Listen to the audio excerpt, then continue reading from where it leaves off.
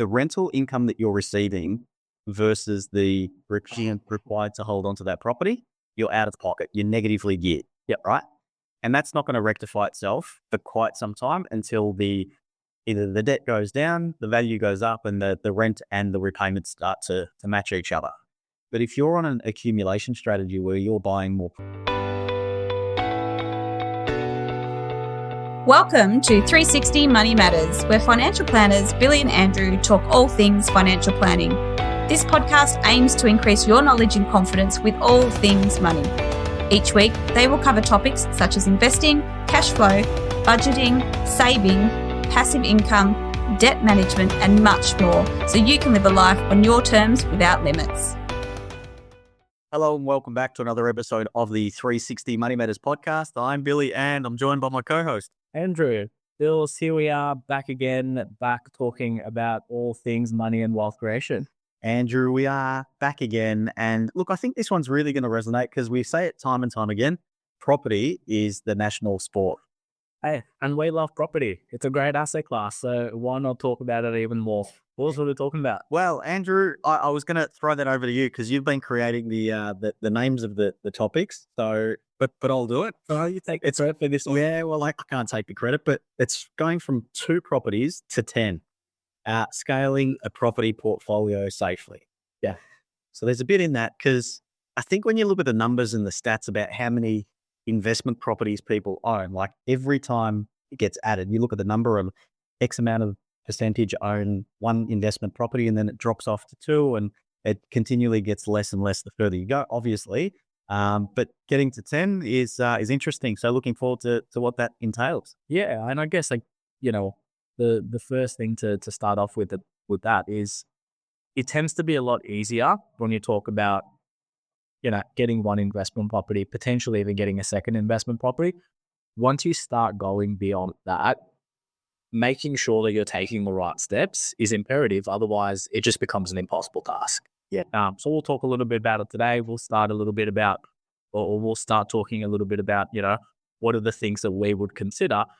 Maybe it's not 10 properties, maybe it's 6, but if you are building a property portfolio, how do you do it safely? Like, what do you start with, Bills? Yep. And it's probably not as easy as what it used to be, but we'll unpack that a little bit as well too. Starting point is start with the end in mind, because if you do that, I think it gives you a lot more structure. It makes the pathway a little bit easier when it comes to lending and what that looks like, because most people tend to run out of lending capability before they run out of appetite. Yeah. And then thinking about what does it look like? Why are you doing it? Is it because you're trying to achieve a certain target in terms of passive income? Is it that just you love the idea and the concept of it? Because I've seen that as well too. And if there's a goal and there's no reasoning behind it, then you're kind of on this treadmill as well too. Capital growth, sell down, ownership structure, exit strategy is another one as well too. I think you need a blueprint. Ultimately, that's what it comes down to. Whether it's 10 properties, 8, 6, you name it. When you do that, you need a blueprint. And that's part and parcel of what we talk and advocate to people about all the time is you need a strategy and you need a plan. Yeah, and we need to consider as well, are you building this for legacy? Like, is it, hey, I want to be able to pass on, a big property portfolio to, my estate and my children and grandchildren and all of that stuff. And, I want to be the person in the generation that, flips things around. Are you doing this for a passive income goal? Is it on to achieve a certain income? Because if you are, then property generally, from an income perspective, isn't the greatest asset. And so you need a huge number of properties to get a significant enough level of income there, which, it can be achieved in another means. So really considering what you're trying to do, what you're trying to achieve and why you're doing it helps build the strategy. And I think the first starting point is you really need a structure before you start scaling this. Yeah. What I mean by that is what's your ownership structure and what's the way in which you're going to be able to achieve this net outcome? Is it, I'm going to own everything personally, right? That has its benefits, but it also has its detriments. Am I going to own property in a trust? Am I going to own property in a company? What are the tax implications of all of them?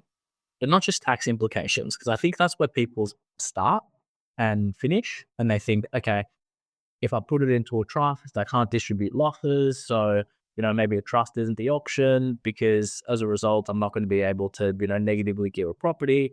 If I put it into a company, then maybe, I'm not going to get any CGT discount if I decide to sell it and not. So I'm going to go personal. And all they're considering is the tax outcomes. Yeah.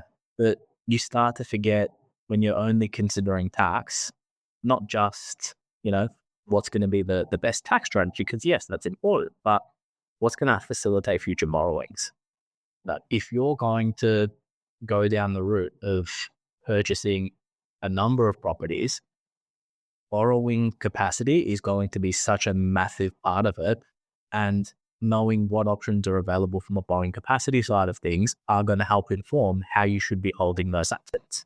So not just looking at things from the tax minimization lens, which we love to do, but how do you then look at it from asset protection? How do you look at it from borrowing capacity to be able to snowball into the next one and tax and put that all into one?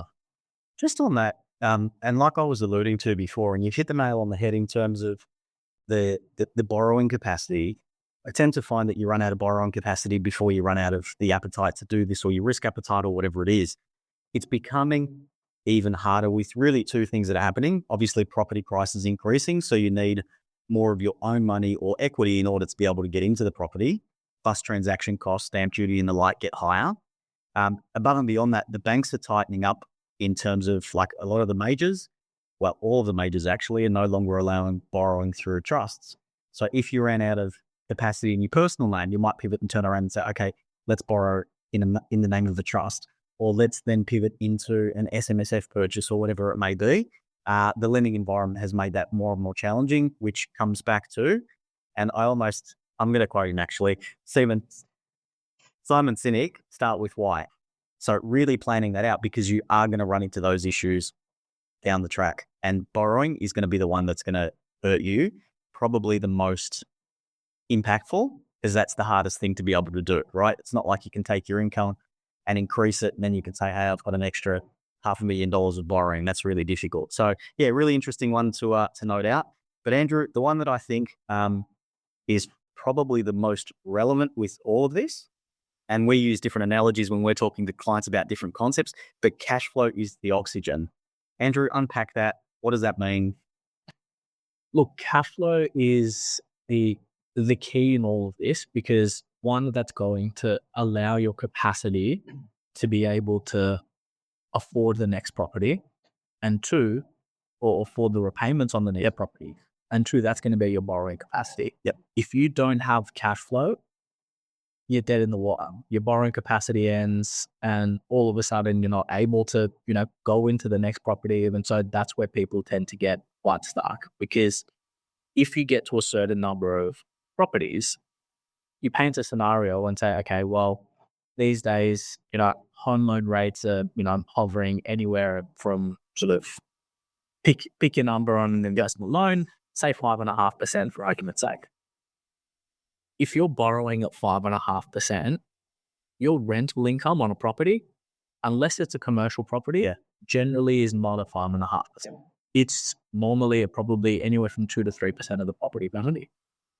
And so what happens is, the first property you buy, great, that works. It's okay. You can fund the portion out of your income that you're earning from your own personal exertion. Second property that you buy, maybe you can make it work, starts to get a bit tighter. By the time you get to the third property, it's like you're out of borrowing capacity, because you've got, two properties that are already negatively geared, that are already reducing your borrowing capacity for the next property. And so that's where people tend to get quite stuck, because one, you physically can't do it because you just can't outlay any more money in funding a property. But two, your borrowing capacity is completely shot. So sometimes some of the considerations is, okay, well, I'm not necessarily looking for a property that's going to have a very high capital growth, maybe to begin with, if you're starting at the start. Maybe you're looking at properties that are more cash flow positively geared or neutrally geared. which is going to allow and facilitate the next property. So you're getting maybe some modest capital growth, getting income to facilitate the next one. So being able to almost diversify the type of properties that you have, to have some assets that are producing positive cash flow in order to be able to fund the next, and some assets that are growing in value and not necessarily improving the cash flow position, because that's going to negatively gear, give you a tax deduction, and at the same time, increase your equity position. So trying to, and maybe you're considering commercial properties in this as well. So maybe it's not just, your standard buy a residential home, maybe getting a commercial property that's going to be the cash flow vehicle to be able to fund everything else, and the increased borrowing capacity is something that, you can factor into your overall strategy. But again, you need to do so with caution, because it's all great when it looks good on paper, but what happens when interest rates rise by, we've seen it before, 2%, and all of a sudden you're like, hey, this looked great, and I was going to, be able to go into 2, 3, and 4 properties, and now I'm at a point where I can't even afford the ones that I have. Yeah. So just to simplify this, I might use an example. So you purchase an investment property at, say, a 90% LVR. So you're putting down the minimum amount of money that you can. The rental income that you're receiving versus the required to hold onto that property, you're out of pocket. You're negatively geared. Yep. Right. And that's not going to rectify itself for quite some time until either the debt goes down, the value goes up, and the rent and the repayments start to match each other. But if you're on an accumulation strategy where you're buying more property, if that property that you originally purchased at 90% has increased in value, you grab the equity and you use that to then roll it into the next property. So then you've got the same scenario again, where you've got 2 properties that are negatively geared. So every time you purchase your next property, it's taking more and more of your own cash flow in order to service and hold that property and that debt. And that's what we mean by running out of borrowing capacity, because each and every property, every time that you do it, it eats into your capacity.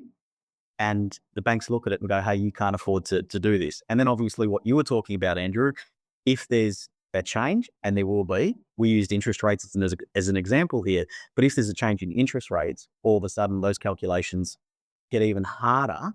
And then before you know it, people are in a jam and can't afford it, have to sell off properties and things like that.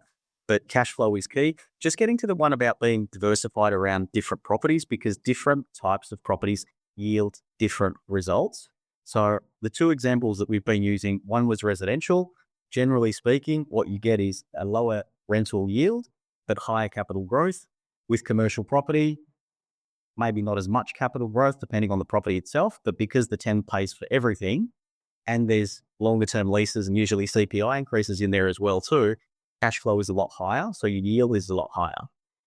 If you then think about different types of property and how that then intersects with your capital growth aspirations, you might turn around and say, oh, we're jammed up from a borrowing capacity perspective, but I'm going to go buy a student accommodation property because the yield on it is fantastic. It's not going to cost me anything. But are you doing that because of the yield, as opposed to, hey, this is a great asset that meets my strategy? Yeah. So a lot of people can get lost in that as well. So yeah, and that's a really interesting point, right? Because a lot of people it becomes a numbers game, and all that you're looking at is, how do I add the 4th property, the 5th property? And it's not a matter of selecting the right asset, and it's not a matter of selecting something that's going to help facilitate a goal. But, as you said, they're going to buy a studio accommodation is one of them. Not that they're all bad, but they're going to buy something that just ticks the box of, I acquired another property, but it's, I confined the budget to such a small amount that all of a sudden that property is not going to do anything. It's not going to deliver any form of capital growth or any real significant income. So making sure that all the meanwhile you're selecting the right property, because truth be told, like, this strategy can fall over and run that transaction. Yeah. And that's the type of risk that you start to go down. And, when you do start to talk about risk, you do also really need to consider, like, are you relying on, is the property portfolio, and has it gotten to a point that there is such a significant cash flow position that's coming in that I'm not relying on my personal income Or are you at a point where you're relying on your personal income that you're getting from either your business or work or anything like that? And if you are, income protection is key, because if you're sick, injured, anything happens, it all falls apart. So you need to factor all of that in. The bills, what do you also see when someone's acquiring a property portfolio in terms of the loan structure? We talk about risk minimization, and you can have the best strategy in place. And the more debt that you're carrying, the more sensitive you become, and your strategy becomes towards interest rate movements. And especially if you see sort of what we're going through at the moment, where we thought we had inflation under control, we're in an interest rate environment that was, well, decreasing and then stable. Now we're not so sure. Obviously, we've had an increase. There's talk about more coming down the pipeline as well soon. Getting your debt structure right is absolutely critical. So looking at interest only versus principal and interest, that'll change the shape of your cash flow, and potentially looking at different approaches across different types of properties. So maybe you take a staggered approach, because if there is, call it shocks in the market, using the example of the interest rate increases, maybe it doesn't have such a big impact if you've got some properties on principal and interest, some on interest only. And once again, it's going to be dependent on everybody's position. Not that we're really in the market at the moment for it, but you could look at variable rates and fixed rates and same sort of thing, staggering those. So you've got a different type of strategy. So if interest rates do increase, then your properties or your loans that are on fixed aren't impacted by that until your fixed rate expires. Offset optimization, so making sure that you know what you're doing from an offset account perspective, trying to utilize every spare dollar that you've got going towards trying to offset the loans at a bare minimum, and concentration risk from the lender. So this is probably not too well known out there, but if your individual borrowings gets too high with a particular lender, and if you're talking to the right mortgage broker, they'll be able to identify this for you. But if you're carrying too much debt with one particular lender, they can potentially get cold feet and say, hey, we've got enough exposure. Andrew's carrying $2 million worth of debt. We're not prepared to lend him anymore, even though he could borrow it. So you might need to say, okay, for the next transaction, we're going to go with a different lender, because the one that we're with doesn't necessarily have the appetite for it. And it's easy with a lower number of properties. As you start to increase that, it gets more and more and more difficult, and you need to be more deliberate and strategic with your debt and your debt structuring. If you're not overly experienced with it, you need the assistance of a mortgage broker who knows what they're doing, and I'd say a financial advisor as well too, to keep an eye on the strategy. Yeah. And I think when you are talking about debt, there's the debt in continuing to service the mortgage, but there's also the equity release strategy. And how you do that can facilitate, or it can go to the detriment of the next property transaction. So, for instance, are you cross-collateralizing loans? If you're cross-collateralizing loans, it could make the bank more comfortable, but it could potentially contaminate the next transaction. So if something happens, does the bank have access to multiple properties or only the one property if something does happen? Are you, or when you're actually drawing equity out, maintaining just clear splits on loans so that you know what loan is tax deductible across what property?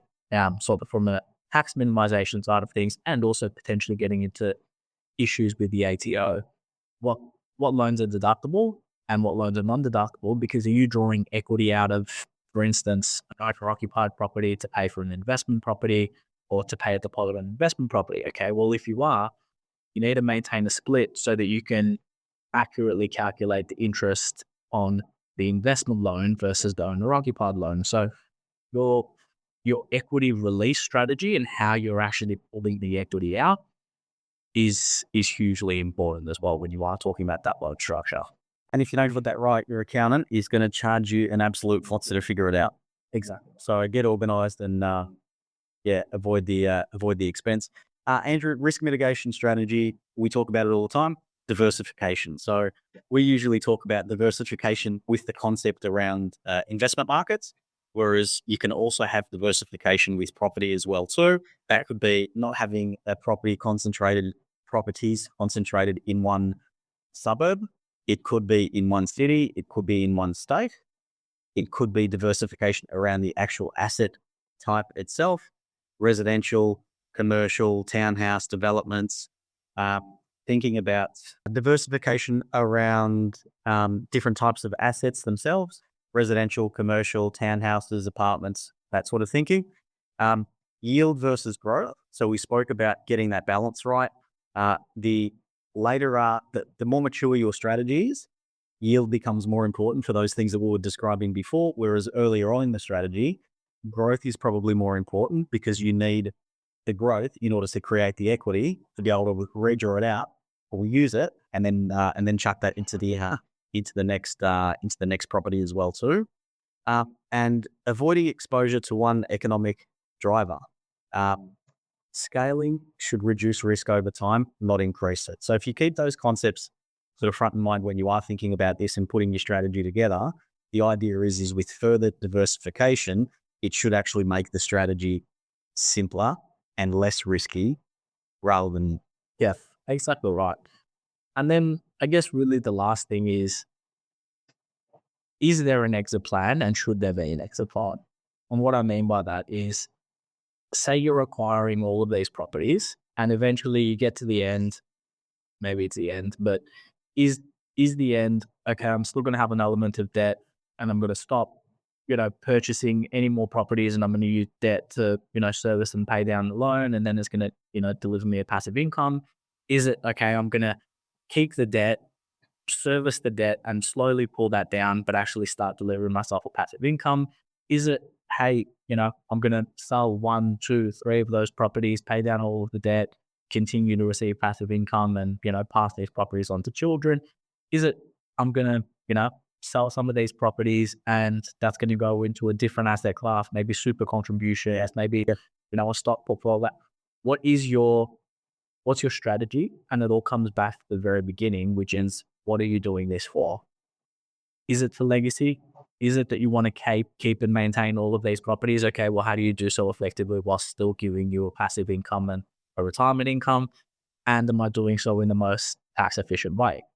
So sometimes what you see is someone's gone and built all of this passive income, they put nothing into superannuation, and you've got hundreds of thousands of dollars worth of income coming personally in retirement that you're paying tax on, as opposed to, as you start to get toward later stages, shifting assets to superannuation. Maybe it's an SMSF, maybe it is a property, maybe it's not, and maybe you're diversifying across different asset classes. But what's your exit strategy and how are you going to do it? Yeah, because you also don't want to get to a point where at the very end, I'm selling 3 properties all in 1 year to pay off all of the loans. And now I've got a massive CGT event because I haven't staged that over the course of a few years to reduce my capital gain and work through the tax bracket each and every single year.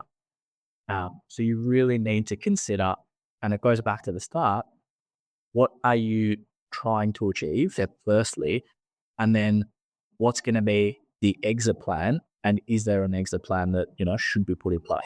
Yeah, and look, just to tie a bow around that, I would suggest that if you don't have an exit strategy and you haven't given it thought and consideration, and even to the extent where you document it, you probably have no business embarking on this type of strategy, because you need to know what that looks like. Because you add leverage, it's obviously serious, and the amount of money that we're talking about, at least in Australia, for the majority of properties, in order to get into those, you do need to put down a bit of coin. So, Andrew, good job. Thanks for today. Thanks, Bill. It's another really interesting podcast talking about our national sport. But if you did get some value out of that one, I really encourage you to like, subscribe, and share the podcast. It really helps us out a lot. And if you do want to discuss your own personal strategy, details of Billy and myself are both in the show notes. Catch you on the next one. Thanks. Thanks for listening today. If you have any questions on what we talked about or would like to have a chat about your money journey, visit us at 360fs.com.au. The information in this podcast is general in nature and does not take into account your personal objectives, financial situation, or needs. It is not financial, legal, or tax advice and should not be relied upon as such. You should consider whether the information is appropriate to your circumstances and seek professional advice before acting on any of the information provided. Past performance is not a reliable indicator of future performance. This information is provided by Billy Amiridis and Andrew Nicolaou of 360 Financial Strategists Pty Ltd, authorized representatives and credit representatives of Akumin Financial Planning Pty Ltd.